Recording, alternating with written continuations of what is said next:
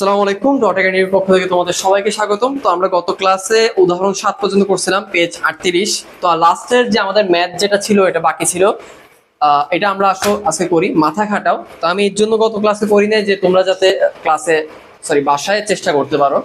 তো দেখো, আমাদেরকে এখানে তিনটা পদ দিছে, বলছে একটি সমান্তর অনুক্রম। কি অনুক্রম? সমান্তর অনুক্রম হলে এক্স এর মান নির্ণয় করার জন্য। তো আমরা জানি সমান্তর অনুক্রমের দ্বিতীয় পদ থেকে প্রথম পদ, তৃতীয় পদ থেকে দ্বিতীয় পদের পার্থক্য সবসময় কি থাকে? সমান থাকে। যেমন এই পদ আর এই পদের পার্থক্য যত হবে, এই পদ আর এই পদের পার্থক্য কি হবে? সেম হবে। তাহলে আমরা যদি এখন লিখি যে এই পদ আর এই পদের পার্থক্য সমান সমান, আর এই পদের পার্থক্য সমান সমান সেম, মানে প্রথম পদ দ্বিতীয় পদ আর প্রথম পদের পার্থক্য, দ্বিতীয় পদ মাইনাস প্রথম পদ সমান সমান তৃতীয় পদ মাইনাস দ্বিতীয় পদ। দুটো কি হবে? সমান হয়ে যাবে। দ্বিতীয় পদ আর প্রথম পদের পার্থক্য সমান, তৃতীয় পদ আর দ্বিতীয় পদের পার্থক্য সমান। আমি যদি ছোট করে দেখাই, যেমন এটা একটা অনুক্রম 2 4 6, এটা একটা অনুক্রম 3 সংখ্যার ধরে নিলাম। এটা আর এটার পার্থক্য কত হবে? 4 - 2, পার্থক্য কত? 2। আবার এটা আর এটার পার্থক্য কত? 6 - 2 = 2। তাইলে এই দুইটা পার্থক্য কি? সমান। তাই একইভাবে আমরা এখানে লিখতে পারি দ্বিতীয় পদ মাইনাস প্রথম পদ, তৃতীয় পদ মাইনাস দ্বিতীয় পদ, পার্থক্য কি হবে? সমান হবে। আচ্ছা, আমরা সূত্র লিখছি এটা, আমরা এবার ইলাবোরেশন করি। দ্বিতীয় পদ কোনটা? 5x + 12 মাইনাস প্রথম পদ কোনটা? 7x + 2 = তৃতীয় পদ 2x - 1 মাইনাস দ্বিতীয় পদ 5x + 12, 5x + 12। ওকে, আমরা এবার কি করব? একবারে সরল অঙ্কের মতো আগে ব্র্যাকেট তুলে ফেলবো। ব্র্যাকেট তুলে ফেললে কি থাকবে? 5x + 12 minus 7x - 2। আমরা জানি ব্র্যাকেটের বাইরে যদি মাইনাস থাকে তাহলে গুণ হয়ে চিহ্ন পরিবর্তন হয়ে যাবে, অথবা সহজে যদি মনে রাখো, ব্র্যাকেটের বাইরে মাইনাস থাকলে ভিতরে সবগুলোর চিহ্ন পরিবর্তন হয়ে যাবে। ওকে, সমান সমান 2x - 1 প্লাস মাইনাসে মাইনাস 5x প্লাস মাইনাসে -12। ওকে, পরের লাইন যদি করি 5x আর 7x, 5x প্লাসে 7x মাইনাসে, তাহলে মাইনাসের বেশি, -2x, এখানে +12 - 2, তাহলে +10 = 2x আর -5x, তাহলে -3x -1 আর -12, তাহলে -13। ওকে, এই পাশে যদি করি আমি পরের লাইনটা। আচ্ছা, এবার আমি 2x আর 3x এক সাইডে নিয়ে আসবো। আচ্ছা, এগুলো বাদ দিয়ে করি আমি, যেহেতু মাঝখানে সমান সমান আছে, বাদ দিয়ে করতে হবে। ওকে, -2x এই পাশে আছে, এই পাশে আছে -3x, তাহলে -3x এই পাশে আসলে +3x হয়ে যাবে। আর এই পাশে আছে -13, আর এই পাশে আছে +10, +10 ওই পাশে গেলে -10 হয়ে যাবে। ওকে, বা -2x থেকে +3x গেলে x = -23। তাহলে x এর মান আমরা পেয়ে গেছি। x এর মান কত? -23।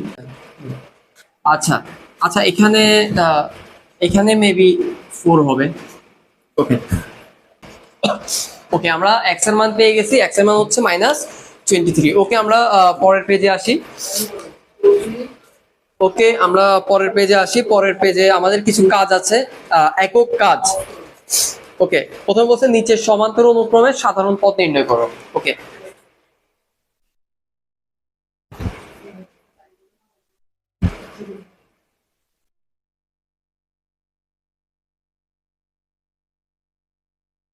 আচ্ছা, সমান্তর অনুক্রমের সাধারণ পদ বলতে আমরা কি বুঝি? আসলে আমরা গতকালকে শিখছিলাম কোন সমান্তর অনুক্রমের n-তম পদের সূত্র কি ছিল? a + n - 1 * d। এই যে n-তম পদ, এটাকে আমাদেরকে এখানে বলতেছে সাধারণ পদ। এটাকে আমাকে কি বলতেছে? সাধারণ পদ। তো আমাকে যখন বলবে n-তম পদ, অথবা সাধারণ পদ, দুইটাই কি কথা? একই কথা। তাহলে আমি একটা অঙ্ক করে দিই। প্রথম অঙ্কটা 5, 12, 19, 26।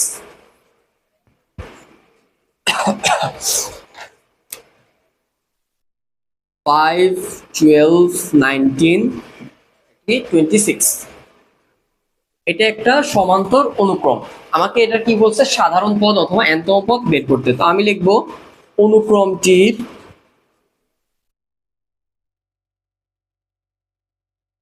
প্রথম পদ এ। প্রথম পদ এ কত? 5। আবার অনুক্রমটির সাধারণ অন্তর, অন্তর কি? ডি। ডি কত? এটা থেকে এটা, এটা থেকে এটা, এটা থেকে এটা, যে কোনো দুইটা বা তিনটা লিখে দেখানো যায়। 12 - 5 কত হয়? 7 মেবি। একই রকম 19 - 12 কত? 7। ওকে, 7। এবার আমরা জানি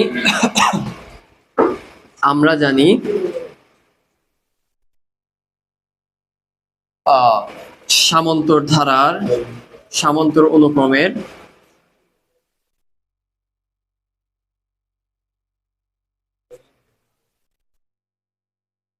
nতম পদ সমান সমান a plus n minus 1 into D. আমরা সূত্রটা দেখছিলাম গত ক্লাসে, আমরা সূত্র শিখছিলাম। আমাদের এখানে এই কত? এই হচ্ছে 5, এ হচ্ছে 5। n আমরা জানি না, যেহেতু আমাদেরকে nতম পদ অথবা সাধারণ পদ বের করতে বলছে, n আমি জানি না। -1, ডি কত আমাদের? ডি 7। 5 প্লাস এটা কিসে আছে? গুণে। তাহলে গুণে থাকলে এটা দিয়ে এটা গুণ, এটা দিয়ে এটা গুণ হয়ে যাবে। 7n মাইনাস 7 থেকে 7। কোন সংখ্যা যদি এভাবে গুণ অবস্থায় থাকে, এটাকে এটা দিয়ে একবার গুণ, এটাকে এটা দিয়ে একবার গুণ হবে। তাহলে এটা গুণ করলে কি হবে? ax plus a y। একইভাবে এখানে গুণ করছি। এবার -7 থেকে 5 গেলে কত হয়? -2। তাহলে 7n মাইনাস 2। এটাই হচ্ছে আমাদের সাধারণ পদ। ওকে, হয়তো নিচের লাইনটা দেখা যাচ্ছে না, আমি নিচের লাইনটা বামে লিখতেছি। কত ছিল? 5 থেকে -7 গেলে কত হয়? -2। আর এখানে কত থাকে? 7n। 7nটা আগে লিখছি যাতে প্লাসটা না লিখতে হয়। ওকে, এটাই হচ্ছে আমাদের nতম পদ। তো আমি এখানে nতম পদ না লিখে কি লিখতে পারি? আমাদেরকে যেহেতু বলছে সাধারণ পদ নির্ণয় করতে, আমি লিখতে পারি সমান্তর অনুক্রমের সাধারণ পদ এটি। ওকে, এতটুকু আমাদের এখানে শেষ। পরের অঙ্কটাও করা যাবে একই রকম ভাবে। 1, 0.5, 0। আচ্ছা, আমি করে নিই, যেহেতু প্রত্যেকটা আলাদা অঙ্ক।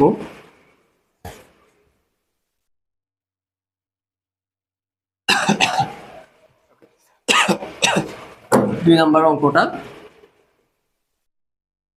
হচ্ছে 1, 0.5, 0, 0 -0.5। ওকে, এটা হচ্ছে আমাদের একটি সমান্তর অনুক্রম। তাহলে আমরা আগের মতোই লিখবো অনুক্রমটির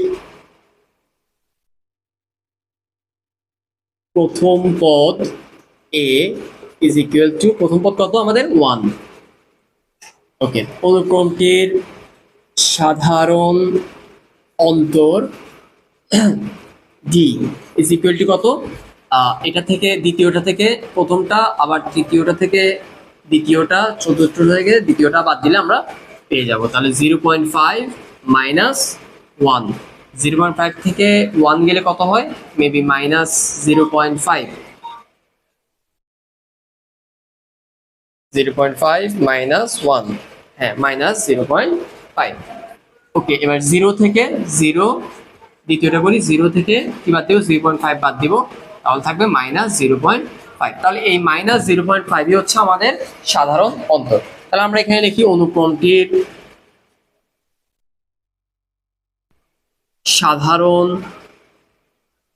পদ, অনুক্রমটির সাধারণ পদ সমান সমান সূত্র কি আমাদের?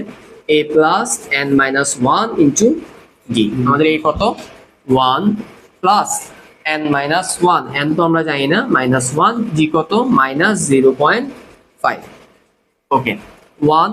এবার আমরা কি করব, এটা দিয়ে ভিতরে গুণ করে দেবো, এখানে কি আছে গুণ আছে, কিছু না মানে কি আছে গুণ আছে। ওকে প্লাস মাইনাসে মাইনাস 0.5n মাইনাস মাইনাসে প্লাস 0.5 একে 0.5। ওকে তাহলে 1 এটা যোগ করে দিলে 1.5 মাইনাস 0.5n। ওকে নিচের লাইনটা আমি পাশে লিখি, নিচে যেহেতু দেখা যাচ্ছে না। 1 এর সাথে 0.5 যোগ করলে 1.5 প্লাস প্লাস না মাইনাস, মাইনাস যেটা আছে বাকিটা এটা লিখে দিব 0.5n। ওকে এটাই হচ্ছে আমাদের n তম পদ। একই রকম আমরা তৃতীয় অঙ্কটাও করি। তো এরপর আমরা 3 নম্বর অঙ্কটা করি। আমাদের 3 নম্বর অঙ্ক বলছে আমাদের সপ্তম পদ -1 এবং 16তম পদ 17। তো আমরা এখান থেকে দুটো সমীকরণ বের করব, এটা হচ্ছে সপ্তমতম পদের একটা সমীকরণ এবং 16তম পদের একটা সমীকরণ। তাই দুটো সমীকরণ যদি বের করি তাহলে আমরা সমীকরণ দুটো দিয়ে কাজ করতে পারবো। ওকে প্রথম সমীকরণ আমরা লিখব ধারাটির, আমরা একবারে লিখব অনুক্রমটির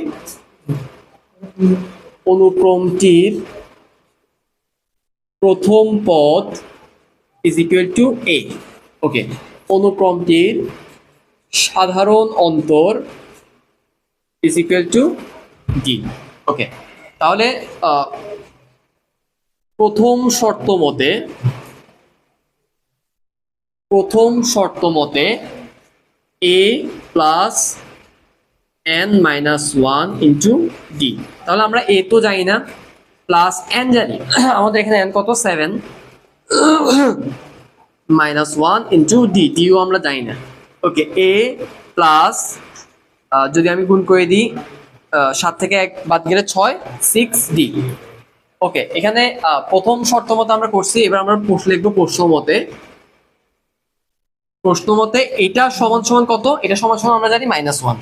ওকে a plus 6d is equal to -1। ওকে তো আমরা আমাদের প্রথম সমীকরণ পেয়ে গেছি। এবার আমরা দ্বিতীয় সমীকরণটা করব দ্বিতীয় অংশ থেকে। তাহলে একই রকম আমরা লিখবো, আচ্ছা এটা লেখার প্রয়োজন নাই, এটা একবার যেহেতু লেখছি এখানে থাক, লিখবো আমরা দ্বিতীয় শর্ত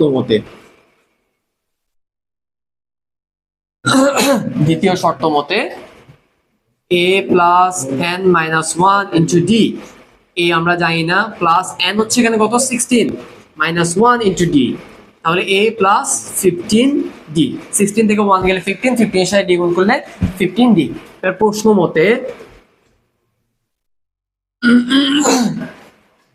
মতে a plus 15d is equals to কত 17। এটা হচ্ছে আমাদের সমীকরণ 2। তো আমরা দুটো সমীকরণ পেয়ে গেছি, a plus 6d equal -1, a plus 15d equal 17। আমি যদি সমীকরণ দুটো উপরে লিখি, কারণ বোর্ডের জায়গার প্রয়োজন পড়বে, a plus 6d is equal to -1, আর এটা কি a plus 15d is equal two 17। তাহলে আমাদের এখানে দুইটা সমীকরণ। এবার আমরা সমীকরণটা যদি যোগ করি, সিম্পলি কি করি, সমীকরণ দুইটা যোগ করে দিই অথবা বিয়োগ করে দিই। যদি আমি বিয়োগ করি তাহলে a কাটা যাচ্ছে। ওকে তা আমি বিয়োগ করি, 1 2 নং মাইনাস 1 নং করে পাই a plus 15d is equal two 17, a plus 6d is equal to -1। এবার আমি কি করব, বিয়োগ করব। বিয়োগ করলে চিহ্নের পরিবর্তন হয়, প্লাস থাকলে মাইনাস হয়ে যাবে, প্লাস থাকলে মাইনাস হয়ে যাবে, মাইনাস থাকলে প্লাস হয়ে যাবে। ওকে a বাদ 15d থেকে 6d গেলে 6d যেহেতু মাইনাসে আছে তাহলে কত হয় 9d ইজ ইকুয়াল টু, এটা কি 1 প্লাসে 17 আর 1 18। ওকে d 9 গুণে আছে, ওদিকে গেলে কি হবে ভাগ হয়ে যাবে, 9 আর 18 কাটা থাকে 2, so d is equal two 2। এবার d এর মান যে 2, এটা আমি যদি সমীকরণ 1 অথবা সমীকরণ 2 এ বসাই তাহলে আমার কি হচ্ছে a এর মান চলে আসবে। তো আমি সমীকরণ 1 এ বসাই, এক নং সমীকরণে কি বসাবো, ডি ইজ ইকুয়াল টু 2 বসিয়ে। এক নং সমীকরণ কি, a plus 6d is equal to -1 বা দিয়ে করি, এর মান তো আমরা জানি না, বের করব। Plus 6 into 2 is equal to -1 বা এ প্লাস 6 দুগুণে 12 ইজ ইকুয়াল টু -1 বা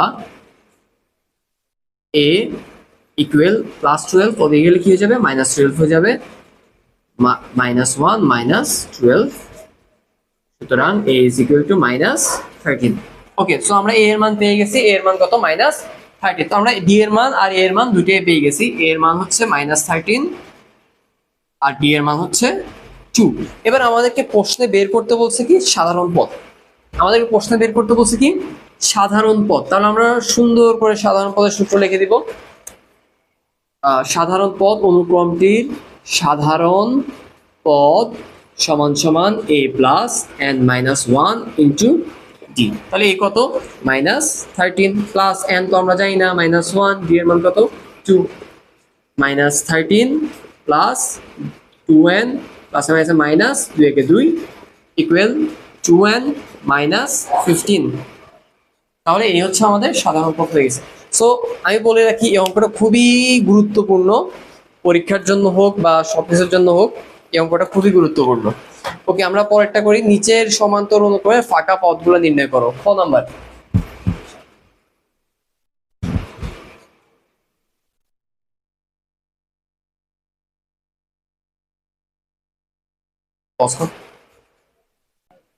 সো খ এর এক করি আমরা। প্রথমে কি দেওয়া আছে, 6 দিয়ে আমাদের গ্যাপ আছে তিনটা, 1 2 3, এরপর আমাদের 54। ওকে, তো এখানে আমাদের যদি দুইটা পাশাপাশি সংখ্যা থাকতো তাহলে আমরা খুব সহজে করতে পারতাম, যদি বা এখানে আমাদের কোনো সংখ্যা নাই। তো এখানে আমরা লিখি যদি অনুক্রমটির প্রথম পদ এ কত, আমাদের এ দেয়া আছে কিন্তু, এ 6, অনুক্রমটির সাধারণ অন্তর ডি আমরা জানি না, সো ডি কে আমরা কি ধরবো, ডি কে আমরা ডি ধরবো। ওকে, এখন আমাদের পঞ্চম পদটা দেয়া আছে 1 2 3 4 5, এটার n হচ্ছে কত, 5, n হচ্ছে কত 5। যদি আমাদের পঞ্চম পদটা দেয়া থাকে তো আমরা পঞ্চম পদটা বের করি। সমান্তর ধারার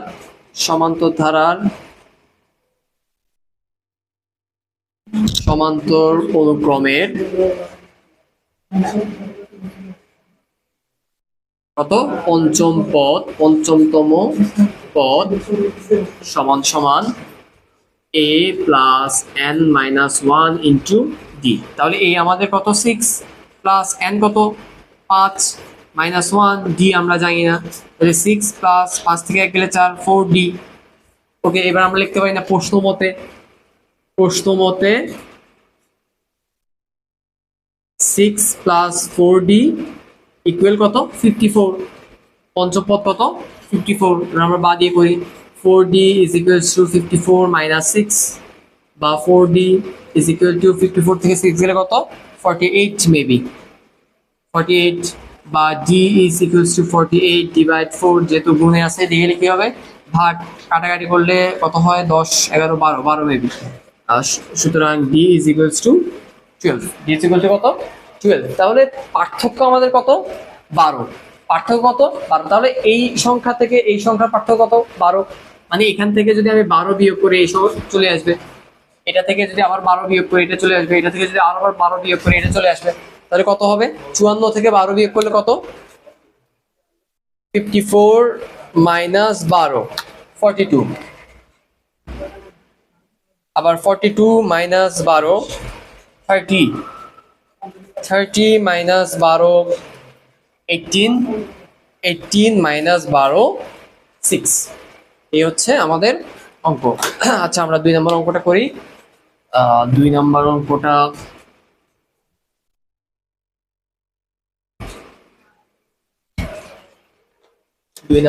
একটু সহজ হবে মনে হচ্ছে। প্রথমে গ্যাপ -3 2 দুইটা গ্যাপ, এরপরে